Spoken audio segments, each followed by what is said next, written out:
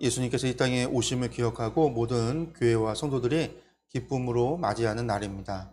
성탄절을 맞이하여 진심으로 하나님의 사랑과 은혜에 감사하며 예배하는 모든 성도 여러분들에게 하나님의 은혜와 평강이 넘칠 줄 믿습니다.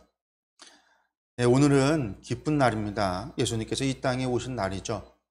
예수님께서 이 땅에 오심을 기념하는 성탄절은요, 모든 사람들이 기뻐합니다. 심지어는요, 절간에 다니는 사람들도 좋아하고 기뻐하는 날이죠. 그렇게 기뻐하는 것은요, 예수님께서 이 땅에 오신 참된 의미를 그들이 알아서가 아닙니다. 어떤 이들은요, 이 날이 쉬는 날이기 때문에 좋아하고요. 요즘은 좀 그렇지 않지만 예전에는요, 성탄절에 TV에서 재미있는 영화나 프로그램들이 있었기 때문에 또 그런 것들을 기다리며 좋아합니다. 그러나 무엇보다도요, 제일 중요한 게 뭐겠어요? 성탄절 하면 선물이죠. 선물 받기 때문에 기다리고 좋아합니다. 저희 아이들도요, 성탄절 하면 선물입니다. 어릴 때 마트만 가면은요, 장난감 사달라고 하도 애들이 때렸으니까 이제 애들한테 교육을 했어요. 1년에 3번만 선물을 주는 거다. 선물은 1년에 3번이다. 언제냐면 생일날, 그리고 어린이날, 성탄절. 이렇게 가르쳤어요. 근데 그 뒤로는 이제 마트에서 이제 장난감 사달라는 얘기를 안 하죠. 그리고 이제 또 제가 선교사로 있었으니까 출장을 갈 때마다 뭐 출장 한번 가면은 4, 5일씩 가기도 하고 일주일 혹은 길면 뭐 보름씩도 가니까 아빠가 이제 출장 갔다 오는 날은 선물 사들고 오는 날. 왜냐면 이제 아빠가 이제 선물을 사다 준다고 해야 아이들이 아빠가 오기를 기다릴 거 아니겠어요. 그래서 이제 출장 갔다 오면 선물을 사오는 날. 그렇게 해서 이제 선물을 줬어요. 그러다가 이제 둘 다 초등학교 들어가고 이제 한국에 들어와서 있다 보니까 이게 조금씩 줄어들죠. 출장 갈 일도 없고 이제는 선물이 줄어들어요. 그리고 이제 중학교 올라가니까 어린이가 아니잖아요. 이제는 청소년이지. 그러니까 어린이날 선물이 없어졌어요. 그러니까 이제 생일하고 성탄절만 남았고 또 출장도 제가 이제 서울 다녀오면 아빠 출장 가는 거야. 이제 애들이 그러다가 선물 때문에 제가 이제 비행기 타고 가야 출장이야. 그러다 이제 제주도를 또 이제 자주 가니까 비행기도 안 돼요. 이제 외국 가야 출장이야. 그렇게 해서 이제 줄은 거죠. 그래서 이제 애들이 크다 보니까 작년만 해도요, 성탄절 한 두세 달 전부터 뭐가 갖고 싶다고 선물 사달라고 이야기를 하더니 올해는 아무 이야기가 없어요. 성탄절 전혀 밤이 지나가 버렸잖아요. 이제 끝난 거죠. 성탄절은요, 모든 사람들이 즐거워하고 기뻐해요. 근데 이제 예수님의 오심을 감사하고 기뻐하는 게 아니라 선물인 거죠. 교회에서조차도요, 선물이. 그래서 이제 어느 순간 예수님이 주인공이 아니라 산타클로스가 주인공이 돼버린 성탄절.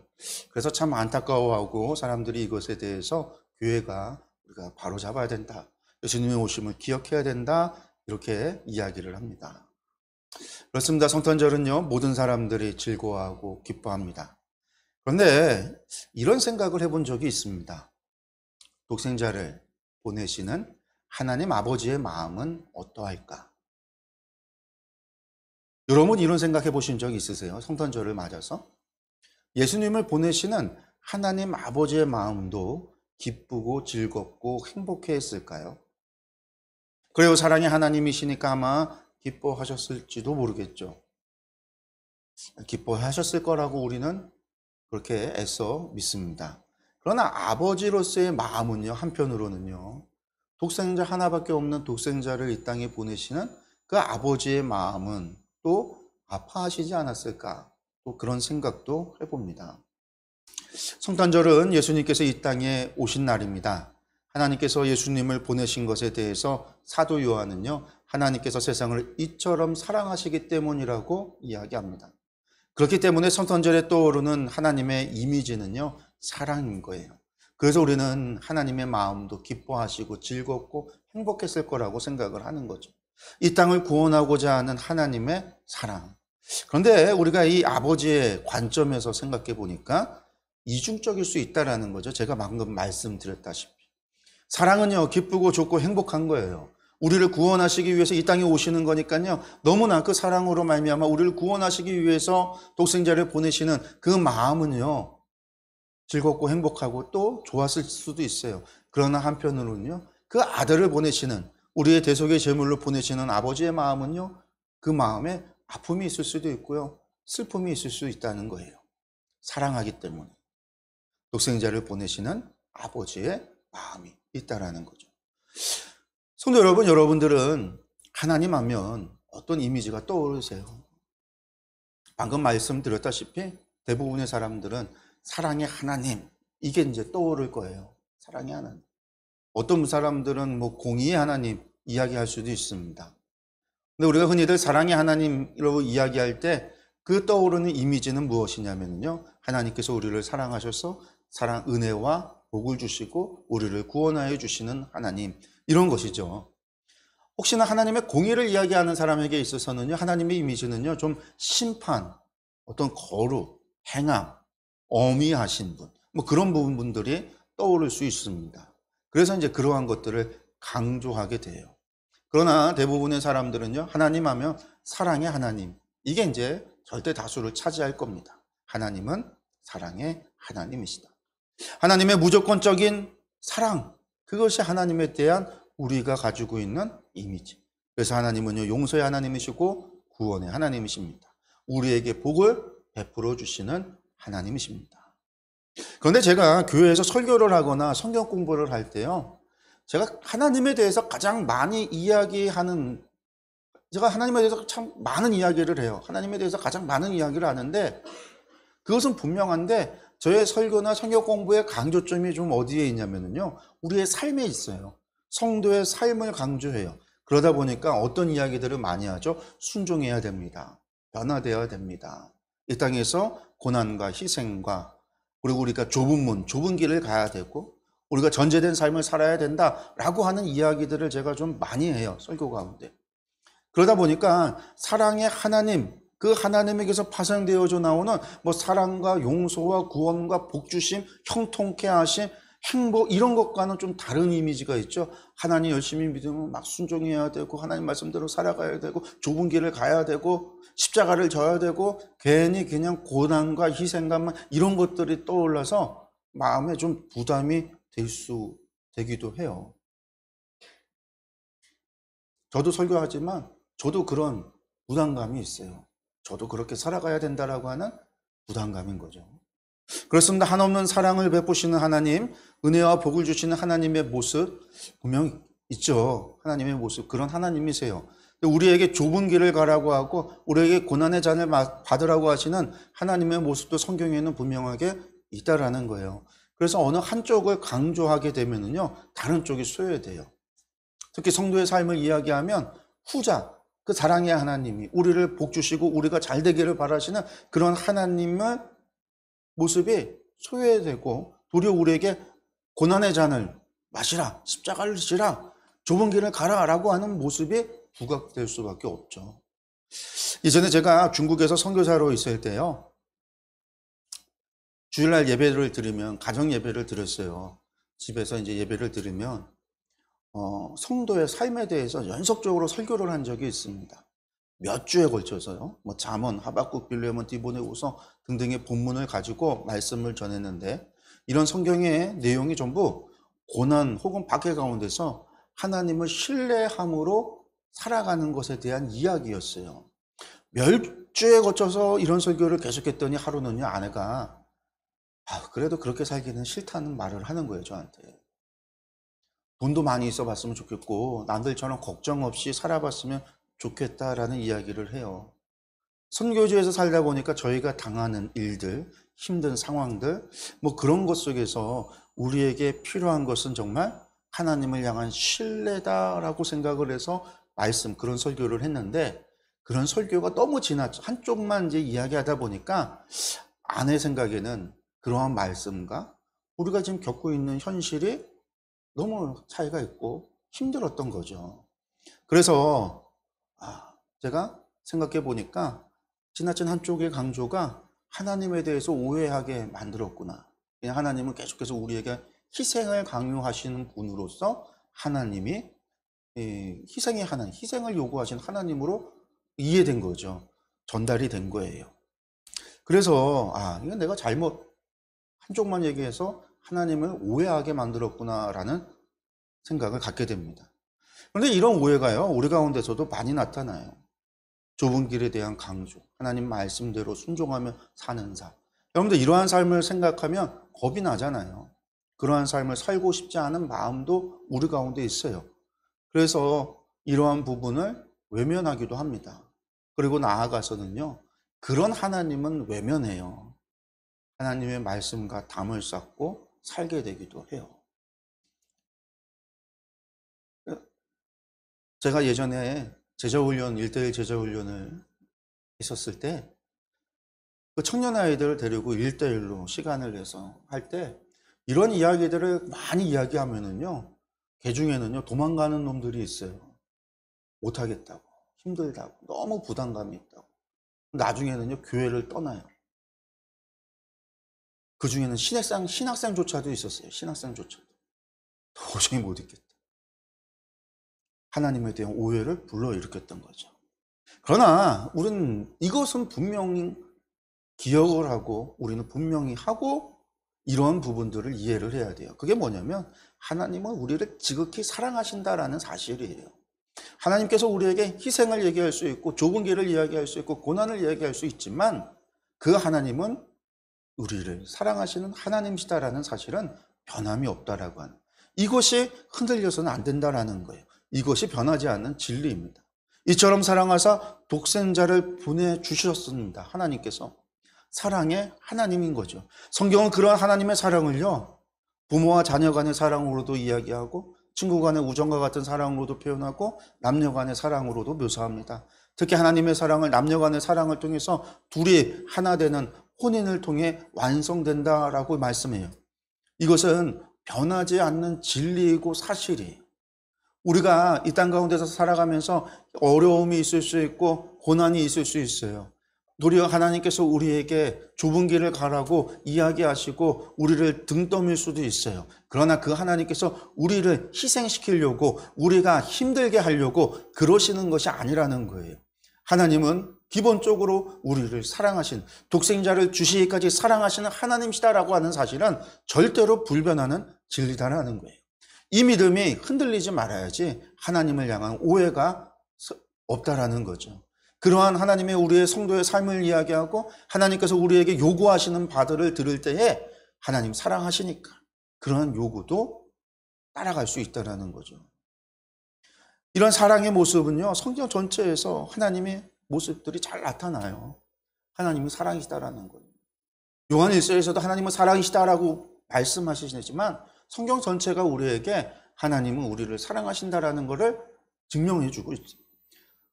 그런 모습은요, 창조의 모습 속에서도 나타나요. 창조된 세상 보면은요, 하나님께서 분명한 계획을 가지고 만드셨다라는 것을 우리는 알 수 있어요.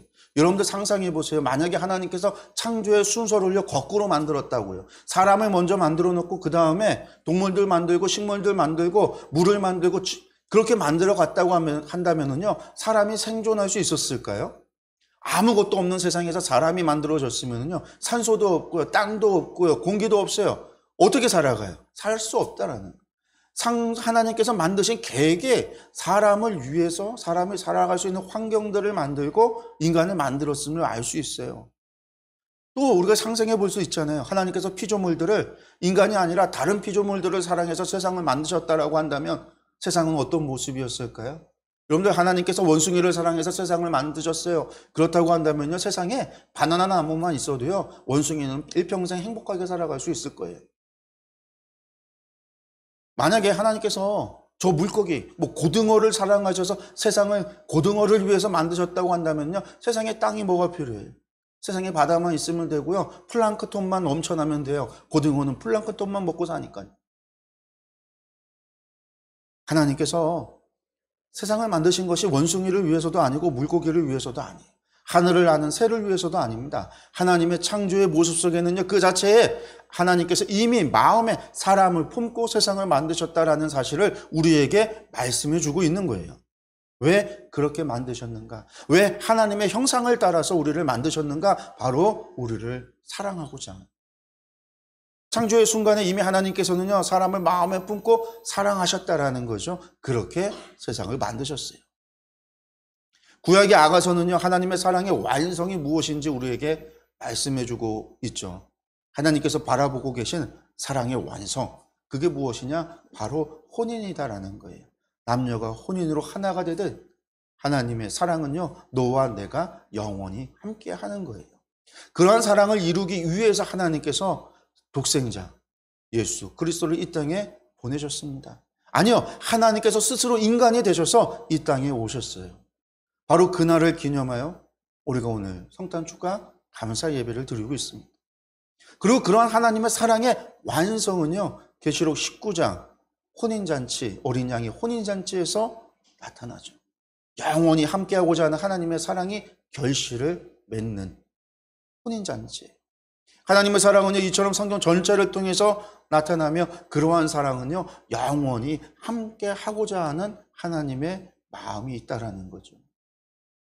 이처럼 하나님의 사랑은요, 영원히 함께하고자 하는 사랑입니다. 우리를 부르시는 하나님께서는요, 잠깐 놀다 가라고 부르시는 게 아니에요. 야, 일로 와. 우리 오늘 좀 잠깐 놀다 가자. 그래서 우리를 부르시는 게 아니에요. 하룻밤의 즐거움을 위해서 부르시는 것이 아니에요.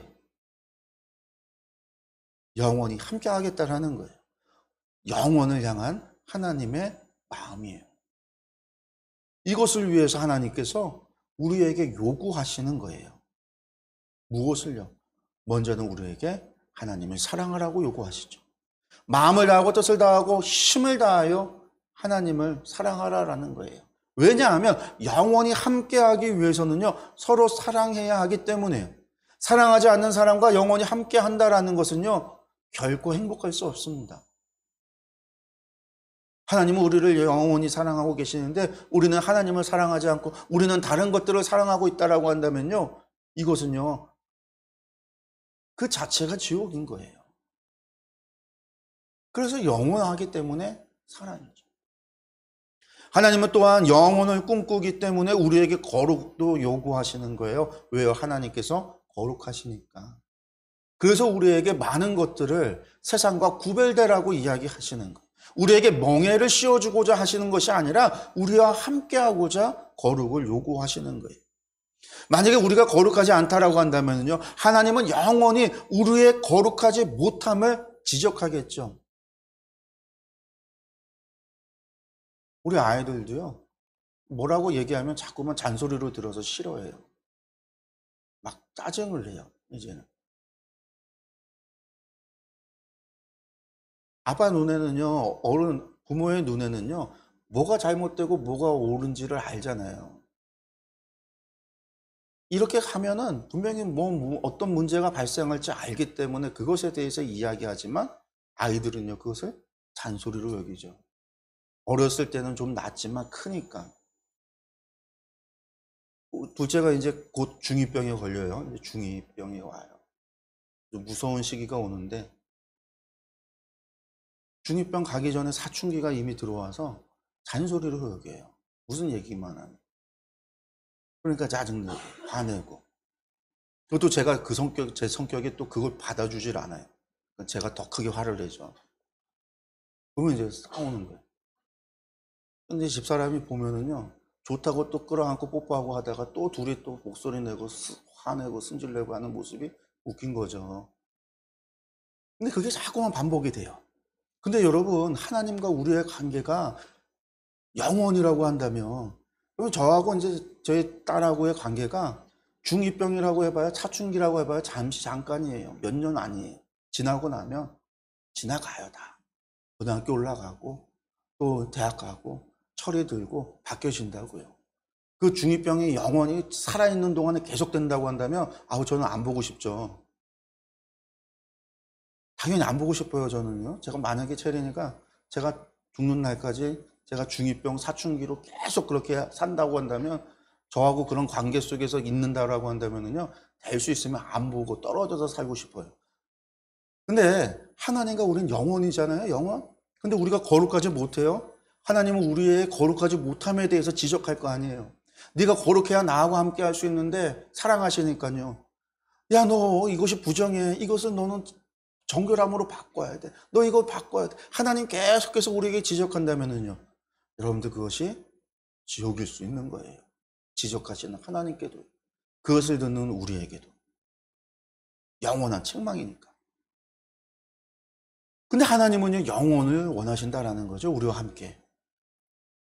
이처럼 성경을 보면요, 이외에도 하나님께서 우리에게 요구하시는 것을 많이 있어요. 그런데 그 모든 것은요, 하나님께서 우리를 사랑하셔서 우리와 함께하고 싶으셔서 우리와 영원히 동행하며 함께하고 싶기 때문에 요구하시는 거예요. 그런데 하나님 우리에게 요구만 하는 게 아니에요. 요구만 하지 않는다라는 거예요. 우리는 자꾸만 하나님께서 우리에게 요구하신다라고 생각을 해요. 그래서 율법을 주셨고 명령을 주셨고 사명을 주셨고 우리에게 자꾸만 무엇인가를 바라신다라고 생각을 해요. 그런데 정말 그러는가? 아니에요. 우리가 말씀을 보면은요, 하나님께서는요, 우리에게 무엇인가를 요구도 하지만은요, 우리에게 능력도 주세요. 우리에게 권세도 주세요. 우리는 그러한 능력을 은사라고도 부르는데요. 우리는 그러한 은사, 이러한 능력을 생각할 때 그저 단순히 우리의 문제를 해결할 수 있는 초인적인 능력 정도로만 생각합니다. 그래서 그것을 가지고 우리 문제 해결한다, 그렇게 생각을 하죠. 그래서 내 스스로 해결사가 되기를 원해요. 내가 능력 받아서 그 능력으로 하나님의 사명 주신 일도 내가 영혼과 같이 그 일을 해결하고, 그래서 하나님을 위해서 하나님 문제를 내가 해결하기를 원한다. 내 문제도 내가 그것을 해결하기를 원한다. 내가 교회의 문제도 내가 해결하기를 원한다. 집안의 문제도 내가 해결하고 국가의 문제도 내가 해결하고 내가 무엇인가를 해결하는 해결사가 되려고 해요. 그런데 사실 이것은 하나님의 방법이 아니에요. 하나님은요, 그런 것을 원하는 게 아니에요. 예를 들어서 여러분들 영적 전쟁이라는 말이 있어요. 한 번씩 들어보셨죠? 영적 전쟁. 우리 영적 전쟁을 뭐라고 생각해요? 사단과의 전쟁. 뭐 이렇게 생각하잖아요. 우리는요, 예수 그리스도의 이름으로 그 영적 전쟁에서 싸워 이기려고 합니다. 성경도 그렇게 말씀하고 있죠. 예수 그리스도의 이름으로 축사, 귀신을 내쫓고 막 이런 영적 전쟁을 상상을 해요. 예수님도 그렇게 말씀하셨으니까요. 그런데 실제로 하나님의 마음은요, 우리가 그걸 가지고 싸우라는 게 아니에요. 하나님의 마음은요, 예수님의 이름을 줄 터이니 너희가 나가 싸워라, 이게 아니에요. 내가 너에게 권세와 능력을 줄 테니까 너희가 나가 싸워라, 이게 아니에요. 사실은 뭐냐면 내가 능력과 권세를 줄 테니까 당당하라라는 거예요. 주눅들 필요가 없다라는 거예요. 두려워할 필요가 없다라는 거예요. 그렇습니다. 이처럼 하나님께서 우리에게 능력과 권세를 주시는 것은요, 우리가 언제 어디서나 당당하라는 거예요. 우리로 직접 싸우라는 이야기가 아닙니다. 왜냐하면 전쟁은 하나님께 속한 거예요. 하나님께서 하시기 때문입니다. 성도 여러분, 하나님께서 우리에게 전신갑주를 입으라고 하셨지만 하나님께서 힘이 모자라서 우리의 도움을 바라시고 우리를 군사로 삼아서 우리를 군대를 만들어서 하나님께서 싸우시겠다라는 뜻이 아니에요. 하나님께 군대가 없어서 우리를 군대 삼겠다라는 이야기가 아니라는 거예요. 우리가 하나님을 오해하면 우리가 군대가 돼서 하나님을 돕겠다 이렇게 덤벼요. 하지만 하나님은요, 그 어떤 도움도 필요가 없으신 분이에요. 전능하신 하나님이시잖아요. 하나님은 군대가 필요가 없어요. 그럼 하나님께서 그런 은혜를 주시는 이유가 무엇이냐? 하나님의 마음을, 아버지의 마음을 생각해 보면 이해할 수가 있어요. 아버지의 마음은 뭘까요? 부모가 자녀에게 권세를 주고 능력을 주는 거거든요. 한마디로 오늘 아버지가 자녀에게 카드를 주면서 뭘 바라실까요? 어디 가서든 당당하게 비굴하지 말고 필요한 거 있으면 사고 사람들 앞에서 원하는 거 있으면 사주고 그렇게 살라고 주는 거 아니겠어요? 부모는요, 자녀가 당당하고 건강하게 자라길 원해요. 몸도 마음도 생각도 그렇게 자라기를 원하는 거예요. 이것은 하나님도 마찬가지입니다. 부모가 아이에게 운동을 시키는 것은요, 태권도나 검도나 유도를 시키는 것은요, 당당하라고 하는 것이지 나가서 싸움질하라고 가르치는 게 아니에요. 저희 아이들도요, 어려서부터 태권도를 시켰어요. 이제 우경이가 4품이고 저희 채린이가 3품이에요. 이렇게 태권도를 시킨 이유는요, 어디 나가서 맞고 다니지 말라는 거예요. 학교 가서 맞고 다니지 말라고 가르친 거지, 어디 가갖고 마음에 안 드는 애들 때리고 학교를 갔다가 평정해서 일진대라고 태권도 가르친 게 아니에요. 여러분들, 이게 부모의 마음이잖아요.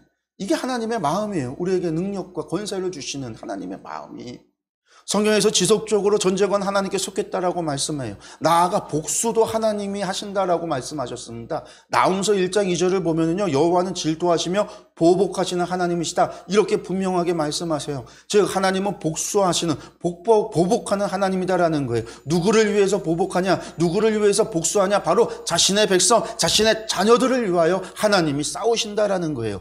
그렇게 다윗은요, 시편에서 자신의 상황을 하나님께 아뢰면서 하나님께 복수해 주실 것을 기도하죠. 그러한 시가 저주와 탄원시예요. 그러한 저주와 탄원시를 보면요, 다윗이 마치 어린아이와 같이 하나님께 고자질하는 것을 볼 수 있어요. 그가 하나님을 얼마만큼 신뢰하고 있는지를 나타나죠. 그렇습니다. 하나님은요, 우리가 싸우기를 원하시는 게 아니에요. 하나님께서는 우리가 언제 어디서나 당당하길 원하시는 거예요. 특별히 뭐에서? 죄에서 당당하게.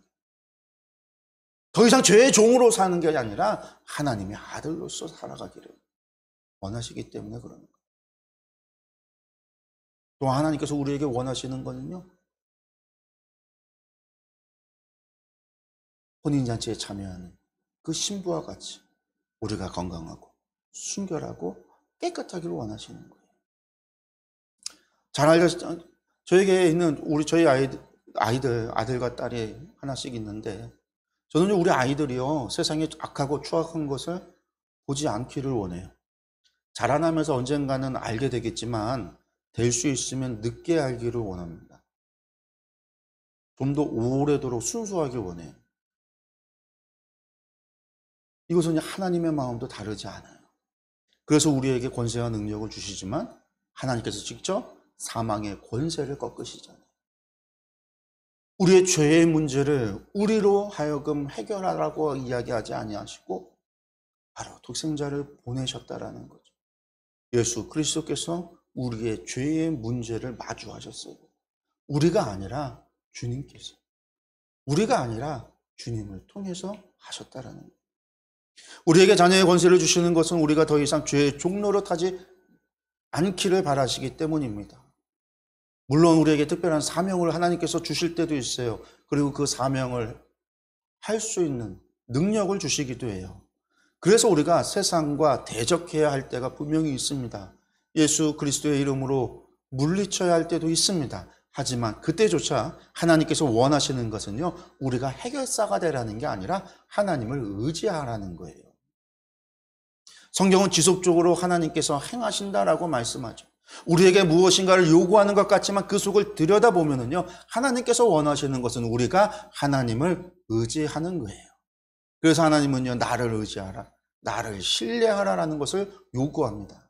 제가 늘 강조하는 것이지만 피조물이 창조주 앞에서 가져야 할 유일한 행동의 양식은요, 창조주를 신뢰하고 의지하는 거예요. 그리고 그것이 바로 우리가 가져야 할 겸손이에요. 우리에게 하나님의 아들의 권세, 왕 같은 권세가 있어도요, 세상에 어찌할 수 없는 능력이 우리에게 있다고 해도요, 하나님께서 원하시는 것은요, 내가 나를 바라보고 나를 신뢰하며 나를 의지하라는 것. 내 손에 더러운 것을 묻히지 말라. 내가 묻힐 테니까, 내가 십자가를 질 테니까, 내가 피를 흘릴 테니까, 내가 생명의 값을 지불할 테니까 너는 순결하라라는 거예요. 결혼을 앞둔 신랑은요, 신부가 세상에서 가장 아름답기를 원합니다. 가장 순결하고 순수하기를 원합니다. 그렇기 때문에 어린 양의 혼인잔치의 신부의 옷이 세마포 옷이에요. 성도들의 거룩한 행실인 거죠.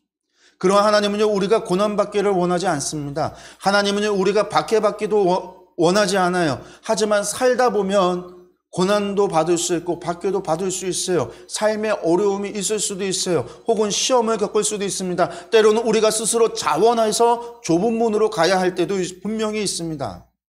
욥기에서는 이러한 고난을 무엇이라고 이야기했냐면 영생을 얻기 위하여 필요하다라고 했습니다. 즉 하나님과 영원한 삶을 위해서 필요하기도 하다라는 거예요.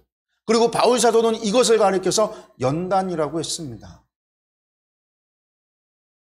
그렇지만 하나님은 세상에 그 누구보다 우리가 안전하기를, 건강하기를, 순결하기를 원하신다라는 것은 변하지 않는다라는 거예요. 이러한 하나님의 마음은 에스겔서 16장의 이야기 속에서도 나타나요. 그런데 에스겔 16장의 말씀이 뭐예요? 하나님의 가슴 아픈 사랑의 이야기예요. 하나님께서 애굽의 길에서 애굽으로 내려가는 길에서 주운 어린 여자아이를 세상에서 가장 깨끗하고 고결하고 건강하게 키우셨습니다. 그렇게 돌보아 주셨죠.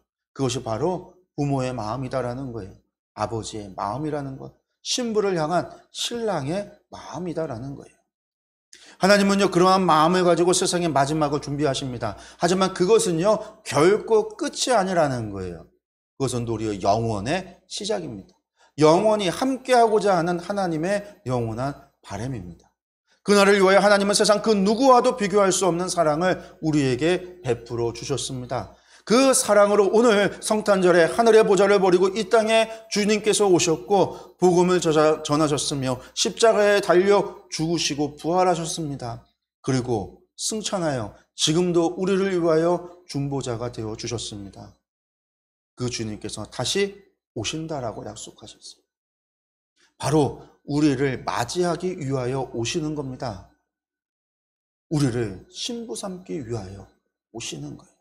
성도 여러분, 그러한 분이 바로 하나님이십니다. 오늘 읽은 우리 계시록 21장은요, 그날을 위하여 하나님께서 무엇을 지금 준비하고 계시는지를 보여줘요. 신부를 위하여 신랑이 준비한 신혼집, 영원히 함께 살아갈 새 예루살렘을 준비하셨다라는 거죠. 이 날을 위하여 이긴 자들은 하나님의 상속자로 그 모든 것을 소유할 뿐만 아니라 하나님의 자녀가 됩니다. 하나님께서 우리를 위하여 준비하신 것들입니다. 영원히 누리게 될 은혜와 복을 계획해 두셨습니다. 사망도 아픔도 고통도 질병도 없는 바로 그러한 영혼을 준비하신 거예요. 그 모든 것을 우리가 소유하기를 원하십니다. 그리하여 영원히 함께 누리길, 영원히 함께하길 원하신다라는 거예요. 이것이 성경의 마지막 모습입니다. 성경의 마지막, 세상의 끝에 있어질 진리입니다. 그리고 그것은요, 하나님께서 바라시는 것으로 우리와 영원히 함께하고자 하는 하나님의 바람이라는 겁니다. 여러분들, 이러한 이해와 믿음을 가지고 살기 위해서 우리에게 필요한 것이 무엇일까요? 여러분들, 그것은 바로 하나님을 향한 신뢰라는 거예요. 하나님의 사랑에 대한 신뢰, 아버지의 사랑에 대한 신뢰, 하나님의 변함없는 그 사랑에 대한 신뢰입니다. 요한계시록 21장의 말씀 분명히 이루어 주실 것이라는 하나님을 향한 신뢰라는 거예요. 고난이 올 수도 있고 고통이 올 수도 있어요. 시험이 올 수도 있고 환란이 올 수도 있어요. 어려움이 우리 가운데 올 수도 있어요. 그러나 그것은 결코 아버지의 뜻이 아니라 우리를 괴롭히고 우리를 힘들게 하고 우리를 어렵게 하고자 하는 것이 하나님의 뜻이 아니라 하나님은 우리와 영원히 함께하고자 하는, 우리를 신부 삼고자 하는 하나님의 뜻이, 사랑이 있다라는 것이죠. 성도 여러분, 시편 150편 가운데 70편가량이 탄원의 시들입니다. 어려운 상황 속에서 하나님께 탄원하는 시들이에요.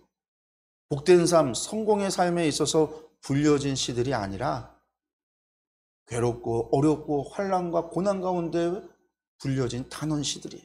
근데 그 시가 훨씬 많아요. 근데 그러한 탄원 시가요, 하나님께 대한 탄원과 적에 대한 저주만으로 끝나는 게 아니에요. 만약에 그랬다면 결코 시편에 들어올 수 없었겠죠. 이 탄원 시들이 시편에 포함된 이유는요, 그러한 상황 속에서도 하나님을 향한 변함없는 신뢰의 고백이 담겨 있기 때문에 그래요. 하나님께서 나를 구원해 주실 것이라는 고백, 하나님은 여전히 나를 사랑하신다라고 하는 그 믿음. 그런데 그러한 신뢰의 고백이 있기 때문에 탄원시라고 하는 시는요, 신뢰시라고도 불릴 수 있는 거예요. 우리가 살아가기 위해 가장 필요한 것, 그런데 그것은요, 바로 하나님을 향한 신뢰입니다. 이것이 우리 성도의 삶이에요. 의인은 믿음으로 산다는 말씀을 바꿔 말한다면 의인은 하나님을 신뢰함으로 사는 것이고요. 이것을 다시 말한다면 성도는 하나님을 신뢰하며 사는 겁니다. 하나님의 약속을 신뢰하고 하나님의 사랑을 신뢰하며 사는 거예요. 우리 안에 알게 모르게 하나님을 향한 선입견들이 있습니다. 성경에서 말씀하시는 하나님이 아닌 유교적인 하나님, 샤머니즘적인 하나님, 불교적인 하나님, 세상에 말하는 하나님 등 하나님에 대한 다양한 선입견이 하나님에 대한 오해를 불러일으킵니다. 이런 오해를 풀 수 있는 방법은요, 다른 것이 아니에요. 말씀을 통해서 우리가 하나님을 바로 알아야 된다는 거예요. 하나님이 어떠한 분인지에 대해서 그분을 알고자 우리의 생각을, 우리의 마음을 하나님께로 초점을 맞춰야 돼요. 이때 우리가 주의해야 할 것이 뭐냐면 우리의 삶의 조각을 모아서, 세상의 지식의 조각들을 모아서 하나님 만나려고 해서는 안 되고요. 성경의 말씀을 통해서 우리에게 말씀을 통해서 하나님께서 계시하신 하나님의 그 모습 속에서 하나님을 만나야 돼요. 하나님의 사랑, 하나님의 공의하심, 하나님의 긍휼과 심판, 하나님의 자비하심, 혹은 하나님의 전지하심과 전능하심 등 이러한 하나님의 변하지 않는 속성은요, 성령 안에서 결코 변함없는 진리로서 존재합니다. 오늘 우리가 하나님의 사랑을 아버지의 사랑, 신랑의 사랑, 영원한 사랑으로 생각할 때 하나님께서 우리에게 원하시는 것은 바로 우리가 하나님을 돕는 자가 되는 것이 아니라 하나님을 신뢰하는 자가 되고 하나님을 의지하는 자가 되고 하나님을 사랑하는 신부가 되어야 된다라고 우리에게 말씀해 주고 있듯이 우리의 믿음은 하나님께로부터 시작해야 하는 거예요. 이것이 우리 안에 있는 오해를 해결할 수 있는 방법입니다. 성도 여러분, 하나님은 우리를 사랑하십니다. 하나님 아버지의 사랑은 우리가 그 누구보다 건강하고 우리가 순결하게 자라기를 원하십니다. 이것이 우리가 장성한 분량에 이르기를 원하시는 또 다른 표현이기도 하죠. 그렇게 우리는 하나님을 신뢰하고 하나님을 의지하고 하나님의 말씀에 순종함으로 살아가야 합니다. 그러한 삶이 때로는 힘들 수도 있어요. 괴로울 수도 있습니다. 그러나 그것은 잠깐일 뿐입니다. 우리 하나님은 우리가 이 땅에서 잘 되고 하나님의 나라에서도 잘 되기를 누구보다 바라고 원하시기 때문입니다. 사랑하는 성도 여러분, 오늘은 성탄절입니다. 2000년 전 이 땅에 오신 예수님을 기념하는 날입니다. 그날은 독생자를 보내시기까지 세상을, 곧 우리를 사랑하시는 하나님의 사랑이 증명된 날입니다. 하나님의 그 사랑을 믿으시기 바랍니다. 그 한없는 사랑을 믿으십시오. 그 사랑이 완성되는 그날을 기대하며 영원히 하나님과 함께하기를 소망하며 살아가는 모든 순결한 성도들이 되기를 간절히 축원합니다. 기도하겠습니다.